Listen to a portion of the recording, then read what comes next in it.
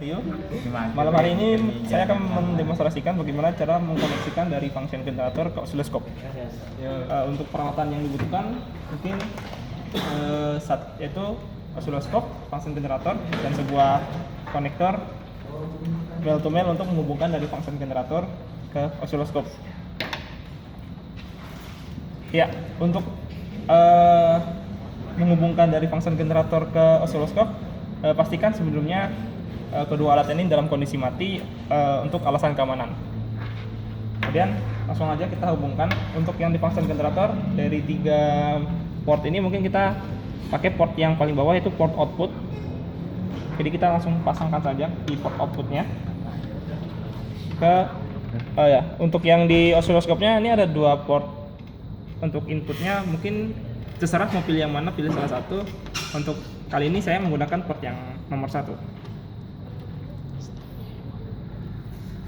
Kemudian terus kita hidupkan oscilloscope dan function generatornya.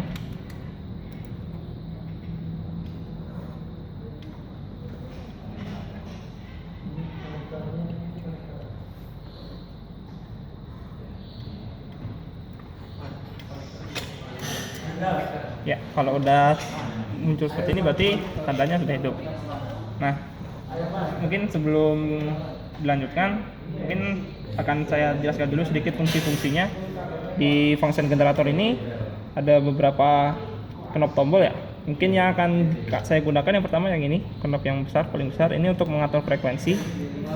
Kemudian knob yang di bawah ini dia untuk mengatur range frekuensi yang dibangkitkan dari function generatornya.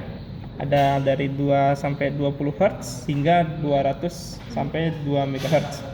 Kemudian yang di port yang warna abu-abu tua ini dia menunjukkan bentukan sinyal yang akan dihasilkan. Kemudian yang terakhir mungkin yang bagian amplitudo untuk mengubah amplitudo dari sinyal yang kita bangkitkan. Nah, kemudian untuk melihat sinyal yang kita bangkitkan, setelah kita hubungkan tadi, mungkin kita langsung menekan tombol auto set pada oscilloscope. Ya, nanti di sini akan langsung terlihat ya. Di sini kan kita menggunakan yang awal ini kita menggunakan tipe sinyal bentuknya sinusoidal dengan frekuensi dari antara 2 kilo sampai 20 kHz. Nah, sini kita bisa lihat sinyalnya dia mempunyai tegangan 8,547 atau berbeda sedikit dengan 8 yang terlihat di function generator, yaitu 8,56. Kenapa demikian? Itu mungkin ada sedikit koreksi error, sehingga itu masih dalam batas toleransi yang benar. Kemudian selain frekuensi, kita juga dapat mengetahui tegangan peak to peak, terus Vmax sama Vmin, sama tegangan rata-rata dari sinyal yang dibangkitkan. Kemudian untuk mengatur bentuk dari sinyal, mungkin kita bisa mengatur knob yang ada di sini, yaitu volt per diff-nya. Itu untuk mengatur range dari kotak-kotak grid yang ada di oscilloscope. Kalau misalnya kita muter ke kiri, itu dia range satu grid yang ada di oscilloscope ini akan semakin besar nilainya.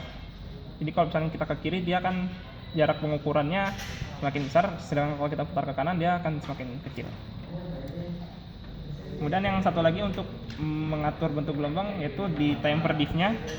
Time per diff itu sampling yang dilakukan oscilloscope, sehingga bila frekuensi yang kita masukkan semakin besar, dia akan terlihat semakin rapat. Jadi kalau kita ingin melihatnya lebih presisi untuk satu gelombang, mungkin kita bisa mengatur time per diff-nya. Kalau ke kiri dia akan semakin rapat karena samplingnya semakin kecil. Jadi mungkin kalau untuk melihatnya biar agar lebih jelas per gelombangnya, mungkin kita bisa geser ke kanan sampai bentuk yang kita inginkan. Oh ya, kemudian kalau misalkan di sini tidak muncul table measure, tinggal kita bisa menekan tombol measure yang ada di oscilloscope. Mengatur bila kita ingin melakukan pengukuran manual ini terhadap sumbu X, mungkin kita bisa langsung tekan kursor untuk mengatur secara manual nanti akan muncul X1 X2. Jadi kita tinggal ukur aja, misalkan dari satu gelombang X1 nya di setengah, kemudian X2 nya setengah juga. Ini bakalan terukur X1 X2 nya berapa. Kemudian bila kita ingin mengukur amplitudonya, mungkin dari X kita ganti ke Y, sumbu Y. Nah, nanti akan terlihat langsung kira-kira secara manual kalau kita melakukan pengukuran berapa sih V peak to peak-nya. Ini kita bisa bandingkan sama yang di measure apakah sama atau enggak. Dan hasilnya mungkin relatif sama ya. Kemudian misalkan nanti gelombang yang dibangkitkan itu bergerak, contohnya seperti ini ya, frekuensinya berubah-ubah. Misalkan kita ingin mendapatkan frekuensi yang pasti untuk beberapa kali sampling, mungkin kita bisa tekan stop. Nah, sehingga nanti parameter yang terukur di oscilloscope tidak berubah-ubah lagi. Seperti itu. Ya, sekian mungkin itu tutorial singkat dari saya.